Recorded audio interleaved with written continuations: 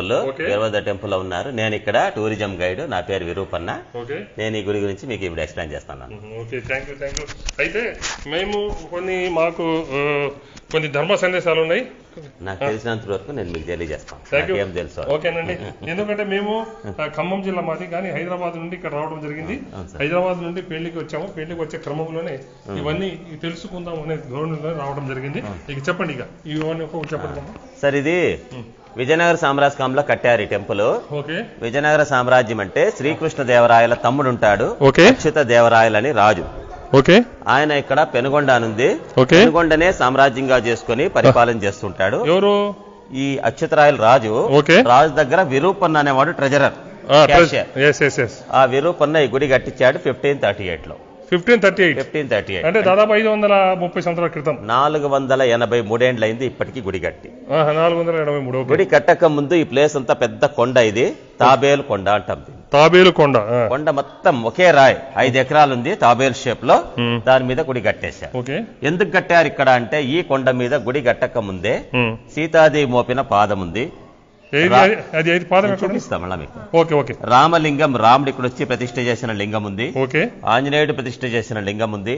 చోళరాజు ప్రతిష్ఠ చేసిన లింగం ఉంది. అగస్త్య మహాముని ఋషి 5000 ఇయర్స్ బ్యాక్ ఇక్కడ తపస్సు చేసి ఆ ఋషి ప్రతిష్ఠ చేసిన లింగం ఒకటి ఉంది. వీరభద్రుడు స్వయంభూ ఉద్భవ లింగం ఈ కొండ మీద ఉంది. ఈ విధంగా ఈ గుడిలో 5 లింగాలు ప్లస్ సీతాదేవి పాదం ఉన్నాయి. ఇవన్నీ చూసి విరూపన్నకు ఐడియా వచ్చింది, ఇక్కడ గుడి కడితే బాగుంటదని. ఇతనిపై రాజుదారు పర్మిషన్ కోరతాడు. పెనుగొండ రాజు డబ్బులు ఇస్తున్నాడు. ఆ డబ్బులు తీసుకొచ్చి ఆయన పర్మిషన్ తో ఈ గుడి కట్టేశాడు. బండ మీద 3 రౌండ్స్ కట్టాడు. మనం నిలబడిన ఈ ప్లేస్ ఇది డాన్సింగ్ హాల్. ఇది డాన్సింగ్ హాల్.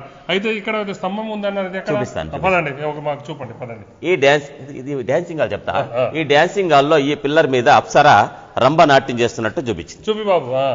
రంభ నాట్యం చేస్తుంది. ఆమె నాట్యానికి తగ్గట్టుగా దత్తాత్రేయుడు వచ్చి ఇక్కడ తాళం వేస్తుంటాడు. ఈశ్వరుడు వచ్చాడు నాట్యం చూడటానికని. పార్వతీదేవి నాట్యం చూస్తోంది. సూర్య భగవానుడు మేళం వేస్తున్నాడు. తుంబురుడు వీణా వాద్యం. రిటేశ్వర డోలు. నందీశ్వరుడు మృదంగం. పంచముఖ బ్రహ్మ మృదంగం. నటరాజు, మూన్ చంద్రుడు, సనాతన మహర్షి ఋషి, వీళ్ళందరూ రంభ నాట్యం చేసేటప్పుడు వీళ్ళు రకరకాల వాద్యాలు వాస్తున్నారు. ఇట్లా జరిగినాయి స్వర్గలోకంలో అని మనకి చూపెట్టారు. Very good. నెక్స్ట్ రంభకి నాట్యం నేర్పించిన మాస్టర్ వచ్చాడు ఇక్కడ, డాన్స్ మాస్టర్. ఆయన పేరు భృంగీశ్వరుడు. ఎక్కడది? ఇటుకి రండి. మీరు వినింటారు సార్. రంభ, ఊర్వశి, మేనక, తిలోత్తమ 4 అప్సరసలకి ఇతను నాట్యం నేర్పించిన. రంభ, ఊర్వశి, మేనక, తిలోత్తమ 4 మెంబర్స్ కు he is the master. His name Bhringishwara. ఈ భృంగీశ్వరకి 3 లెగ్స్ ఉన్నాయి. ఎందుకంటే ఈయన ఎప్పుడు నాట్యం చేయాలా, 24 గంటలు నాట్యం నేర్పించాలా. నాట్యం చేసి అలిసిపోతే ఒక కాలు రెస్ట్ తీసుకోవచ్చు, ఇంకా 2 కాళ్ళతో నాట్యం చేయొచ్చు. ఆ విధంగా ఈశ్వరుడు ఇతనికి ఒక కాలు ఎక్స్ట్రా ఇచ్చాడు. ఈయన ఎలా చెప్తే ఎదురుగా రంభ అలాగా నాట్యం చేస్తుంది. వచ్చే తొడ మీద పెట్టుకున్నాడా, రంభ వచ్చే తొడ మీద పెట్టుకుంటది. ఇంకొచ్చే పైనకి ఎత్తాడు, సేమ్ రంభ కూడా అంతే. కొరియోగ్రాఫర్ సైడ్ లో నిల్చొని ఇతను ఆమెకు డైరెక్షన్ ఇస్తున్నాడు. ఇప్పుడు ఇక్కడ ఎట్లా ఉందో అది కూడా అట్లే సేమ్ ఉంది. Mirror effect. ఇక్కడ కుడి చేయి చేతిలో పట్టుకున్నాడు తొడ మీద, ఎడం చేయి తొడ మీద పెట్టుకోండి. మళ్ళా ఇట్లా రావాలి. రండి. థ్యాంక్ యూ గురు. ఇది ఈశ్వర భిక్షాటన మూర్తి కథ. ఇది ఈశ్వరుడు ఇలా ఉంటాడు నిజ రూపంలో ప్రత్యక్షమైతే. అవును. తల మీద గంగాదేవి ఉంది, 3వ కన్నుంది. కపాలం ఈ చేతిలో పట్టుకున్నాడు, త్రిశూలం ఈ చేతిలో పట్టుకున్నాడు. త్రిశూలం అంటే ఒక కొన ఇడుంది, ఇంకొక కొన ఇలా వీపు పైన వెనక నుండి ఇటు సైడ్ వచ్చింది. వచ్చింది. 3వ చేతిలో డమరకం, 4వ చేతిలో జింకకు మేత పెడుతున్నాడు. అంటే ఇలా ఉంటాడు ఈశ్వరుడు ప్రత్యక్షమైన. ఒకరోజు ఈశ్వరుడు భూలోకానికి ఈ విధంగా భిక్షగాని వేషంలో వస్తాడు. పార్వతి ఇంటి ముందు నిల్చొని భవతి భిక్షాంతికి అంటాడు. పార్వతీదేవి అన్నం తీసుకొచ్చి పాత్రలో కొంచెం అన్నం వేస్తుంది, పాలు నెయ్యి తీసుకొచ్చి గరిట్లో నిదానంగా కొంచెంగా ఇతనికి వడ్డిస్తా ఉంటే ఈశ్వరుడు పార్వతీదేవిని పరీక్ష చేయాలని ఆమె కట్టిన చీర కిందికి జారేట్ చేస్తాడు. చీర కిందికి జారిన ఆమెకు చీర మీద ధ్యాస లేదు, భక్తితో ఏకాగ్రత వడ్డిస్తా ఉంటాడు. ఇప్పుడు ఈశ్వరుడు ఆమె భక్తి ఏకాగ్రతకు మెచ్చి ఇలా నిజ రూపం చూపిస్తాడు, ప్రత్యక్షమవుతాడు. నేనే వచ్చానని ఆమెకు బ్లెస్సింగ్ ఇచ్చాడు, నువ్వు అన్నపూర్ణేశ్వరీదేవిగా వర్ధిల్లాలి అని. ఇది జరిగిండేది కాశీలో జరిగింది, వారణాసిలో. మళ్ళా వరం ఇచ్చాడు, నేను నీతోనే పెళ్లి చేసుకుంటానని. పెళ్లి కైలాసంలో జరిగింది. ఎలా జరిగింది పెళ్లి అనేది ఇక్కడ కళ్యాణ మంటపం వెనకల ఉంది. అక్కడ వెళ్ళాక పెళ్లి స్టోరీ చెప్తా. ఓకే. ఇక కానీ మేము అదృష్టవంతులమండి, ఇంత దూరం వచ్చిన తర్వాత ఇవన్నీ చూస్తే. ఎందుకంటే చదివినాం, ఇది ఎప్పుడు లేపాక్షి గురించి చదివినాము. చెప్పండి. ఇప్పుడు పైన చూస్తే పెయింట్ వేశారు బాబు, పైన పెయింట్ చూపి. తొందరకుంటావు. పెయింటింగ్ పైన ఎక్కడెక్కడ పెయింట్ ఉంటుందో అట్లాంటి చోట కింద రోళ్ళు ఉన్నాయి. ఈ గుంటల్లో వాళ్ళు ఆకులు కూరగాయలన్నీ దంచుతారు. ఆ రసం తీసుకొని పైన పెయింట్ వేశారు. ఒకేసారి వేసారు సార్. ఇది రీపెయింట్ చేయలే. 1538 లో వేసిన పెయింట్ మనం ఇప్పుడు చూస్తున్నాం. 483 ఏళ్ల కింద వేశారు పెయింటింగ్. ఇంతవరకు అది రీపెయింట్ చేయలేదు. మనం ఇప్పుడు దాన్ని చూస్తున్నాం. ఈ పెయింటింగ్ లో ఈ ముళ్ళ కూర్చోండేదే పార్వతీదేవి చేతిలో అద్దం పట్టుకొని కూర్చోయింది.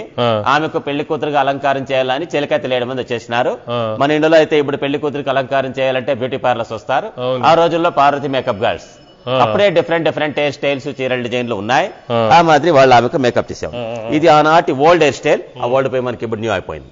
ఇంకా మీరు అబ్జర్వ్ చేస్తే వినింటారు మీరు, లేపాక్షి డిజైన్స్ అనేది, లేపాక్షి బార్డర్స్ అనేవి వినింటారు. మనకి ఇక్కడ అవి కనబడుతున్నాయి. ఈ 2 స్తంభాల మధ్యన ఉండే ఈ ఫ్లవర్ మాదిరిగా చూడండి. ఈ 2 పిల్లర్ల మధ్యన డిజైన్ బ్లాక్ గా మీ ఇండ్లలో ఇప్పుడు ఇది సోఫా కవర్లు, డోర్ కట్టన్లు రగ్గల మీద వస్తున్నాయి. ఆ 2 స్తంభాల మధ్యన వేరే డిజైన్, ఆ 2 స్తంభాల మధ్యన వేరే డిజైన్, బార్డర్ వేరే, ఈ బార్డర్, ఈ 2 పిల్లర్ సెంటర్. ఇట్లా ఈ హాల్లో డాన్సింగ్ హాల్లో డిజైన్లన్నీ ఇప్పుడు మనం కౌంట్ చేస్తే ఈ ఒక్క హాల్లోనే ఉన్నాయి 450 డిజైన్. 500 years బ్యాక్ ఇది ఓల్డ్. మనం ఇప్పుడు లేటెస్ట్ గా ధర్మవరం కాపీ కొట్టేస్తున్నారు చీరల మీద. ధర్మవరం పట్టు చీరలు తమిళాల్లో ఎత్తుకుపోయేసి కంచిపట్టు చీరలు అంటారు. మేము ఈ ఊర్లో ఉన్నాయి కాబట్టి మేము వీటికి లేపాక్షి డిజైన్, లేపాక్షి బార్డర్లు. ఏ ఒక్క డిజైన్ కూడా డబల్ రిపీట్ కాలేదు. పైన చూసారా? ఓకే, ఏమంటే మీరు ఎక్కడి నుంచి వచ్చారండి? అనంతపురం. ఏం గురుగారు మీరు తెలుసా? మీరు ఎక్కడి నుంచి? గుజరాత్. ఓ వెరీ గుడ్, థ్యాంక్ యూ. పూరా గుజరాత్ జీ, పూరా నమస్కారం. బెంగళూరా? బెంగళూరు. ఈ పెయింటింగ్ లో సార్ ఈ బ్లాక్ క్యాప్ పెట్టుకొని నమస్కారం చేస్తూ నిలబడ్డాడు. ఇతనే గుడి కట్టించిన విరూపన్న. రాజు దగ్గర ఇతనే క్యాషియర్. బ్లాక్ టోపీ నమస్కారం చేస్తుండేవాడు. పక్కనే ఉన్నాడు ఆయన తమ్ముడు వీరన్న, సైన్యాధ్యక్షుడు. వాళ్ళిద్దరు విరూపన్న కుమారులు. ఆ తెల్ల టోపీలు పెట్టుకోండి ఇద్దరు వాళ్ళ హంపన్న, జక్కండ అని దేవస్థానం చెక్కిన శిల్పులు. మిగిలిన 5 మంది వాళ్ళ దగ్గర పనిచేసిన అసిస్టెంట్స్, ఇంపార్టెంట్. ఓ 10 మందికి ఇక్కడ మనకి వాళ్ళు పెయింటింగ్లు వేసి చూపెట్టారు. ఇంకా ఈ హాల్లో చూసినట్టయితే మనకి 70 స్తంభాలు ఈ హాల్లో ఉన్నాయి. ఇది డాన్సింగ్ హాల్. 69 స్తంభాలు పూర్తిగా నేల మీద ఆనుకునే ఉన్నాయి, అన్ని కూర్చున్నాయి. ఇది ఒక పిల్లర్ వేలాడే స్తంభం, నేల మీద టచ్ కాలేదు. ఫుల్ గ్యాప్ ఉంది కింద. నేను చూపిస్తానండి. Totally gap. గుడి కట్టేటప్పుడు ఏం చేశారంటే ఈ హంపన్న, జక్కండ అనే శిల్పులు మా స్కిల్ చూడండి, మా తెలివి చూడండి అని టోటల్ ఈ హాల్లో అన్నిటికీ కలిసి ఈ ఒక్క పిల్లర్ ని బ్యాలెన్స్ చేసి పెట్టారు. అంటే ఇది టాప్ లో కనెక్షన్ పెట్టారు. ఇంత ఇట్లా వేలాడుతూ ఉంది. 2 ఇంజనీర్లు బ్రిటిష్ వాళ్ళు వచ్చినారు 1902లో. అప్పుడు ఇండియా వాళ్ళది బ్రిటిష్ హ్యాండ్ ఓవర్ లో ఉంది. 2 వస్తారు. ఇంత పెద్ద పిల్లరు, వెయిట్ ఎక్కువ ఉంది కానీ వేలాడుతూ ఉందంటే పైన ఏదో సంథింగ్ లింక్ ఉంది. ఆ లింక్ ఏంటో తెలుసుకుందామని వచ్చినప్పుడు వాళ్ళు వచ్చినప్పుడు పిల్లర్ ఇక్కడ ఉంటది. ఇక్కడున్న పిల్లర్ ని వాళ్ళు ఐరన్ రాడ్స్ తీసుకుని బలంగా వెనక్కి అట్లా జరిపినారు. ఎప్పుడైతే వెనక్కి ఇట్లా జరిపారో ఇలా ఉన్న స్తంభం వాళ్ళు జరిపినప్పుడు కొంచెం అలా బెండ్ అయింది. ఇది పిల్లరే ఇట్లా వాలినప్పుడు ఒక ఎడ్జ్ ఇక్కడ టచ్ అవుతుంది. నేను చూపిస్తాను మళ్ళా మీకు. అది టచ్ అవుతుంది. అది టచ్ అయిన మరుక్షణం ఈ 69 స్తంభాలు కూడా కదిలినాయి.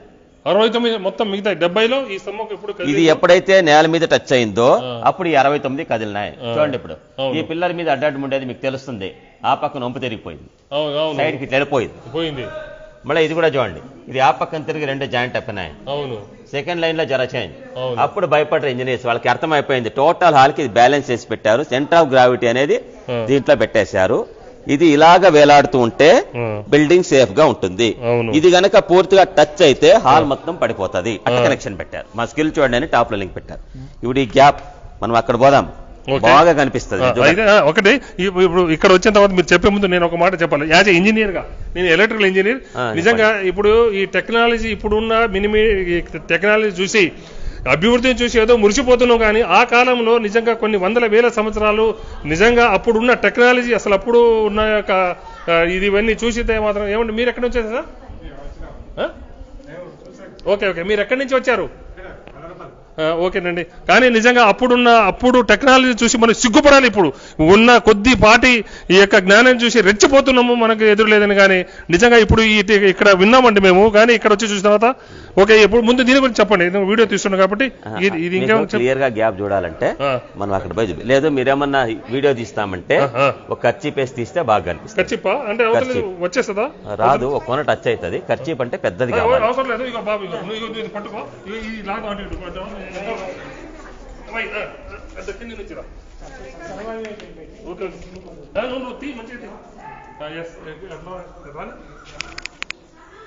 ఆ కొన రాదు, ఒక కొన రాదు, ఒక కొన టచ్ అయింది. 1902లో టచ్ అయింది. మీరు ఇంకా చూడండి, అది ఆ పక్క వచ్చేస్తుంది. జస్ట్ 1 పాయింట్ అంతే, ఓన్లీ 1 పాయింట్. 99% హ్యాంగింగ్ ఉంది, 1 పాయింట్ టచ్ అయింది. అది బ్రిటిష్ వాళ్ళు కదిలించడం వల్ల టచ్ అయింది.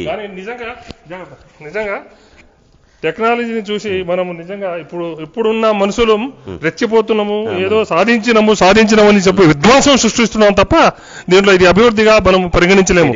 చెప్పండి మరి ఇదేంది? అది ఇక్కడ చెప్తారండి. నేను నాకు తెలిసిన స్టోరీ మొత్తం చెప్తాను. ఈ పైన పెయింటింగ్ లో బొమ్మ ఉండదు, కృష్ణుడు వటపత్రశాయి, పెద్ద మర్రి ఆకు పైన వెల్లకిల పడుకున్న కృష్ణుడు, రౌండ్ ఫేస్, 2 కళ్ళు, మూతి మీద వేలు పెట్టుకుని ఐబ్రో చూడండి సార్. ఆ కంటి చూపు మిమ్మల్నే చూస్తా ఉంటది, మీరు ఎక్కడికి వెళ్ళి చూసినా. అది 3D పిక్చర్ అంటాం. ఇప్పుడు 3D అని వేస్తున్నారు. ఇప్పుడు 500 years బ్యాక్ అది 3D. ఎనీవేర్ ఎక్కడైనా నిలబడి చూడండి, ఆ కళ్ళు మిమ్మల్ని చూస్తుంటది. అట్లా వేసారు. ప్లేస్ చేంజ్ చేయండి, మీకు ఐడియా వచ్చేస్తుంది. అంటే అప్పుడే చాలా తెలివైన వాళ్ళు ఉన్నారని దీన్ని బట్టి మనకి అర్థమైపోతుంది. ఓకే దీంట్లో వాయిస్ మంచిగా రికార్డ్ వస్తుంటది. థాంక్యూ, మంచిగా చెప్పండి. ఓకే నెక్స్ట్ ఇట్లా ఎన్నికి పోదాము. ఓకే మీరు గ్యాప్ చూడాలంటారు కదా. అవునా? గ్యాప్ ఇప్పుడు స్లో. ఇప్పుడు చూడండి, గ్యాప్ కనిపిస్తుంది. ఇప్పుడు చూడండి, గ్యాప్ క్లియర్ గా ఉంది బాబు. ఇక్కడ నుంచి నీట్ గా మీరు చూడండి, వంగి చూడండి, మీకు ఐడియా వచ్చేస్తుంది. ఓకే సార్, ఆ గ్యాప్ గురించి అదే కదా అవతల వెళ్తురు కనిపిస్తాండ్లే. అబ్బా ఏ బావు నిజంగా. ఓకే గురుగారు, గ్యాప్ నేను తీస్తాను. నువ్వు ఒకసారి ಸ್ತಂಭಂ ಕಿಂದ ಗ್ಯಾಪ್ ಅಮ್ಮ ಕಳಗ್ ಬಂದ್ ನೋಡಿ ಚೆನ್ನಾಗಿ ಕಾಣಿಸುತ್ತೆ ನಿಮ್ಗೆ. ಕೆಳಗಡೆ ಗ್ಯಾಪ್ ಹೇಗಿದೆ ಅಂತ ಕಾಣಿಸುತ್ತೆ. ఇక్కడ నుంచి అయితే క్లియర్ కనపడుతుంది. కానీ వీడియో రైట్ నిజంగా ఈ చూడండి మిత్రులా, మీరు షేర్ చేయండి. మిత్రులు ఎంతమంది చూస్తున్నారు, మీరు షేర్ చేస్తే కదా ఇంకా మంచి మంచి వీడియోలు చూసి రేపు కూడా ఒక మంచి కార్యక్రమాలు చూపబోతున్నాము. నిజంగా ఇది జూమ్ చేస్తున్నా, మాకైతే క్లియర్ ఫెడవల్ అయితే చూడలేదా? ఇంకా దానికన్నా క్లియర్ గా చూస్తావా? కనపడుతుంది మిత్రులారా. దయచేసి మీరు ఇక షేర్ చేస్తున్న మిత్రులందరూ ఇంకా నాకు హ్యాపీగా గురుగారు సరే ఇంకొంచెం వీటికి వస్తా చెప్పండి. ఇక ఇక్కడ నుంచి చూడండి, మీరు తొందరించుకుంటారు. పొడవున్న ఈ వైర్లో చుట్టుకోయింది, అది చుట్టుకోయింది, అది ఎక్కడో చుట్టుకోయింది. ఇక్కడ నుంచి చూడండి, అక్కడ ఇంకా బాగా కనిపిస్తుంది. ఇక్కడ నుంచి గురు రైట్, అక్కడే నిలబడి చూడండి, అది చూడండి. రైట్. అబ్బా ఇంకా క్లియర్ గా చూస్తారా మీరు? ఏడు నిలబడగలరా? ఇక్కడ నిలబడగలరా? కాదు, ఇక్కడ నిలబడతారా? అక్కడ నిలబడితే ఇంకా క్లియర్ ఉంటుంది. నేను చెప్పేది మీరు అక్కడ నిలబడితే ఇంకా బాగా కనిపిస్తుంది. వైర్లు చుట్టేస్తాను. అదే కదా, లేదు అది పర్వాలేదు. కంటికి మాత్రం క్లియర్ కనబడుతుంది మిత్రులారా. ఇది లేపాక్షిలో అద్భుతమైన ఒకటి కట్టడం చూడండి. ఇది టోటల్ గా అప్పట్లోనే ఇంత చేశారంటే నిజంగా నాకు ఆనందంగా ఉంది. ఎనీహౌ ఓకే, మీరు ఇంజనీర్ గా ఎలా ఫీల్ అవుతారు సార్? ఈ టెక్నాలజీ ఈ కాలంలో వస్తుందా? లేదు, ఈ కాలంలో ఉన్నటువంటి టెక్నాలజీ మిడిమిడి జ్ఞానాన్ని చూసి మురిసిపోతున్నాం తప్ప ఇంకొకటి ఏదో సాధించడం అనే విధ్వంసం సృష్టిస్తున్నాం. ఇప్పుడు రాకెట్ యుగంలోనే కంటికి కనబడింది కరోనా. ఈ రాకెట్ యుగంలోనే కంటికి కనబడింది కరోనాతోనే దేవాలయాలనే మూతపడుతున్నాయి ఈ రోజులు. ఇనేవు గురుగారు, థ్యాంక్ యూ. ఓకే చెప్పండి సార్. ఇక ఇట్లా పదం రండి, ఇట్లా వస్తా ఉన్నాడు మీరు.